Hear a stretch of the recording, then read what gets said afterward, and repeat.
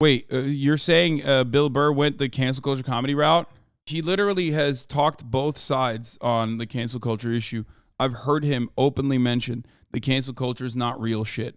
As I have also heard him mention that cancel culture is fucking annoying, like he talked about in his latest special. But the reality is that like he doesn't make it his entire identity. You know what I mean? And I think that's fine. I mean, I talk about cancel culture too. Cancel culture fucking sucks. Nobody likes it. It's not a real thing, but nobody fucking likes it. Everybody does it. Nobody likes it. Okay? I don't know how people still can't comprehend that like the cancellation stuff only fucking works if you are canceled by your own team, okay? And conservatives do a lot to never cancel their own team. Liberals, on the other hand, love canceling their own team. And that's pretty much it. Everybody does it. Conservatives recognize it better and weaponize it better. But because it's always like liberals who are often doing the cancellation, ultimately, that's the reason why people think it's just libs doing it. Nobody has ever been canceled. It's just whining. That's not true. There are people that have been legitimately cast aside, deplatformed, that sort of thing. You say that. I think I have more experience, quote unquote, being canceled than anyone else. So yeah, I know. You know what I mean? As an online commentator, people still regularly do it. People will act like they don't know my old takes, like the Lady Gaga transphobic joke that I made 10 fucking years ago, when it's literally something I use in my teachable moment about transphobia and how I had transphobic thoughts and how I got through it. In my never-ending quest to get people to change their attitudes about certain things that they're bigoted on. Like, they do it all the time. And it doesn't matter because everybody knows it already. Like, everybody knows it. I've talked about it. I've grown, you know what I mean? And I think you can too. I use that as an opportunity to educate other people. But they still do it. They do it all the fucking time. I like how they thought they were sleuths showing that clip when you've showed it on stream yourself. So... that's the point, though. It's just like it's bullshit. These are all people try to cancel me for buying a Gucci shirt. You know what I mean? People do it all the time, but it's not a real thing. It's not a real concept. I have only grown.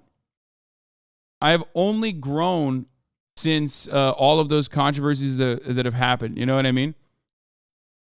What was I saying? Oh, as far as like cancel culture or whatever the fuck goes, like there are great examples of that. I'm going to finish the Bill Burr clip in a second. I'm going to actually give it a better take. I'm going to give it a better spin. I'm going to look at it again now that we blasted off and we got invited the Normans and stuff into our home.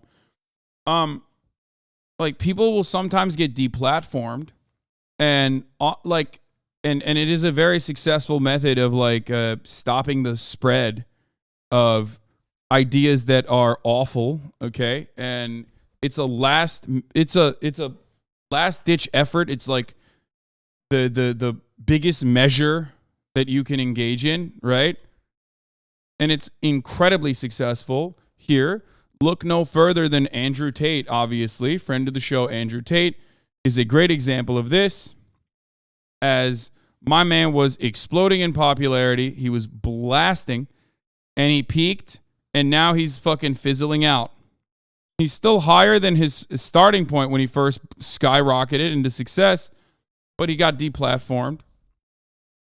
And look at him now, right? People don't fucking viciously defend him like they once did. Didn't you debate him right around that date? Yeah, I debated him when he peaked a little bit, and then, you know, boom. Cancel culture is just a vague way of describing whether a person is still marketable. We've had so many fucking times. We've had this conversation so many fucking times. You know what I mean? So many times about cancel culture and whatever. Everybody does it. Everybody weaponizes it. A lot of people do it in a really disingenuous way. But it's not necessarily it's just not. And I repeat, it's not a one-side thing. Everybody does it. It's not new.